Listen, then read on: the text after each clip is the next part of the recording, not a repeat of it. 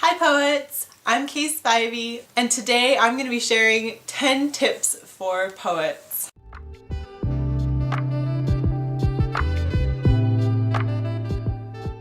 So the first tip might be super obvious for everyone by this point. If you've been looking up research and tips for how to be a poet, how to write poetry, the first one is always write a lot.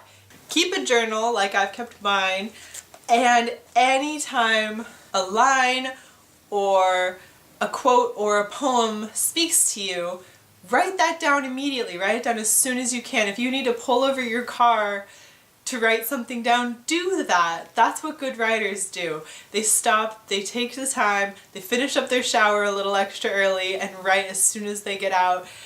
Wherever you know inspiration tends to hit, have a journal there, write it down, and be writing poetry constantly.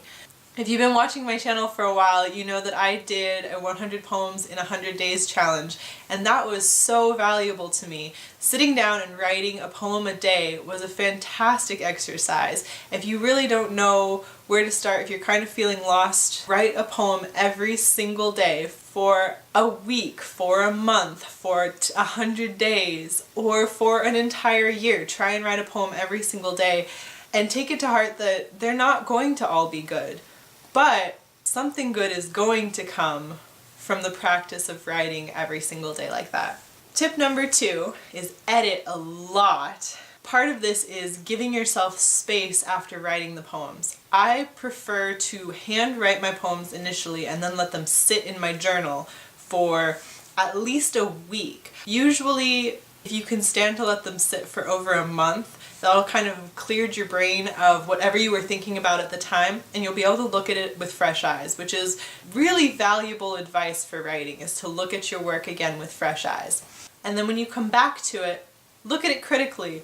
Where are the words misused? Where are the lines not flowing? Where is the image not what you intended it to be? Where is the message not coming across?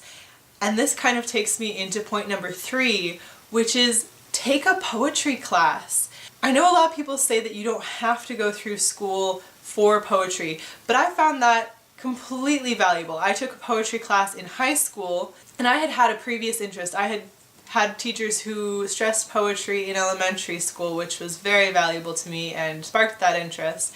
And then I took a poetry class in high school, which taught me how to edit. I had no idea how you edited a poem before sitting down, learning how to go through, how to sort of silence your inner editor when you're writing and then bring them forward and just harsh on yourself and get something ready to be written. That was super valuable to me, and it's the reason why I took multiple poetry classes in high school. Going through a workshop, reading what other people have done, figuring out what you do and don't like about their writing, and hearing what they do and do not like about yours is so valuable to you.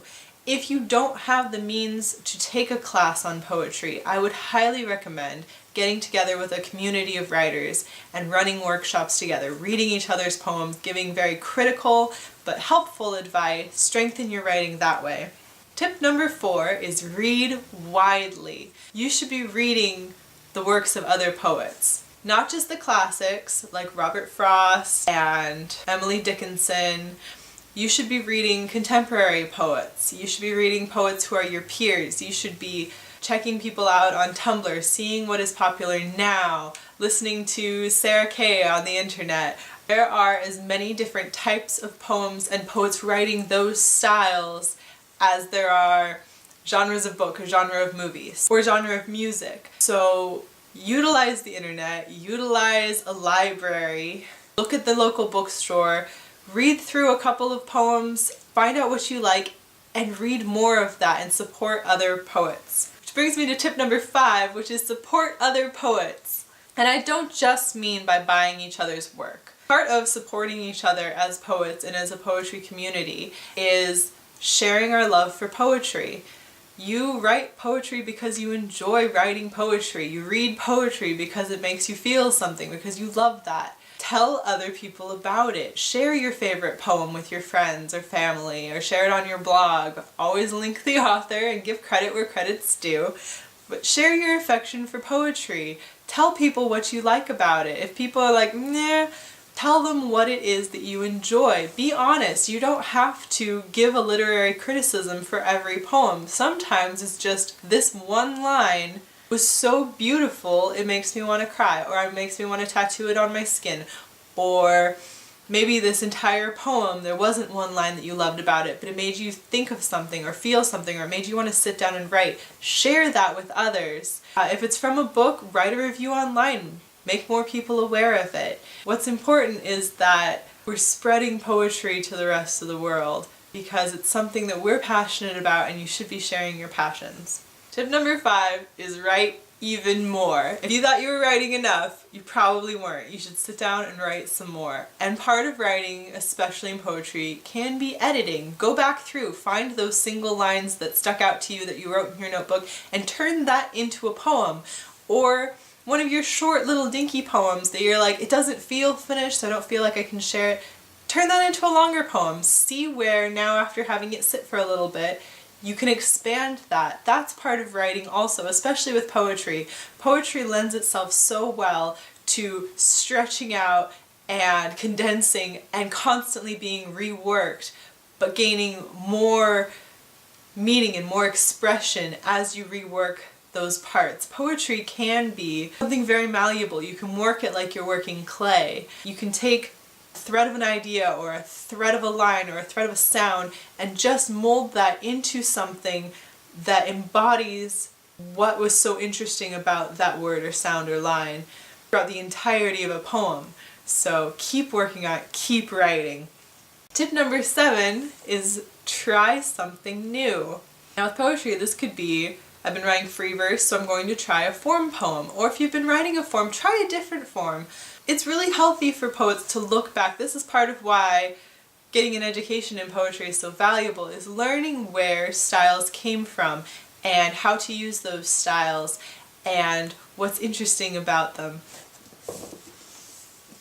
I've recommended before The Ode Less Traveled by Stephen Fry.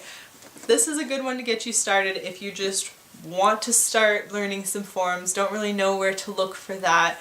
I recommend this one. It's a very easy read, it gives you some background, and it can kind of launch you into figuring out what kinds of form poems you're interested in writing and kind of where they come from and what's interesting about them. Because once you know all the rules, that's when you get to break the rules and do some really interesting new and inventive things with poetry.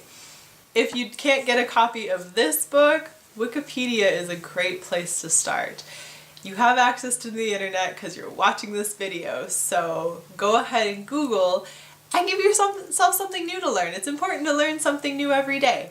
Okay, now we're on to number 8, which is really important, and this is when you're ready to publish, when you feel like you have a group of poems or even just one poem, do your research. Doing your research is so important for poets. I'll link to one of my previous videos about sort of poetry's place in the literary community and why poets kind of get short end of the stick a lot of times. It's very important for poets to avoid vanity presses.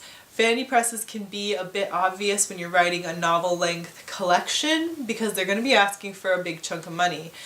With poetry, you can stumble into a vanity press without really knowing that it is one, and sometimes it'll seem like it is not one, but in the end you're paying them constantly to do none of the work for you, basically. Getting your work out there into the world is valuable. It's very valuable to start gaining an audience base, and sometimes that value is enough that sending your work out and not getting paid for it can have some value to it. However, your work is valuable. You put a lot of effort into this. You may have put a lot of schooling into this. So don't pay somebody else to not pay you for the poetry that you are writing. I think I'm just going to leave it there. I'll have the link to the other video where I kind of go in depth, but really, really stress, do your research. Don't get scammed. People do like to give poets the short end of the stick. So remember that you have value, and that's going to launch me straight into number 9, which is have confidence. Once you have written and rewritten and edited and you love your poetry, Be confident about that. Don't let people be like, oh, you're a poet. Like, yes, I am a poet. Like, you should be putting your best foot forward when you decide to share your poetry. And you shouldn't let anyone belittle you for that. Once you're putting your best foot forward, you should have confidence. If what you want to do is spoken word poetry, find a poetry slam and go out there and give it your best and listen to criticism and do better the next time. Know that poets want to support each other. For the most part, we're a very supportive, very loving community. So listen to some criticism, listen to some tips and tricks from people who have been doing the type of poetry that you want to do. If what you want to do is written poetry, then have confidence, send out to lots and lots of publishers, send out to the big magazines, send out widely and value your work. And that brings me to tip number 10, which is share when you are ready. Don't write something down in your notebook one day and try and publish it with the biggest poetry publisher you can find the next day. Give yourself time. Make sure that, like I said previously, you're putting your best work out there. But if you feel like you are at that point and you are ready and you've put a lot of time in, don't let anybody tell you no. Don't let anybody tell you, oh, you should wait, you should do this or that. If you feel like your poetry can go out there into the world, and I mean on many levels. On one level, maybe what you want to do is just print it off and share with your friends. When you're ready to do that, do that. Share what you want.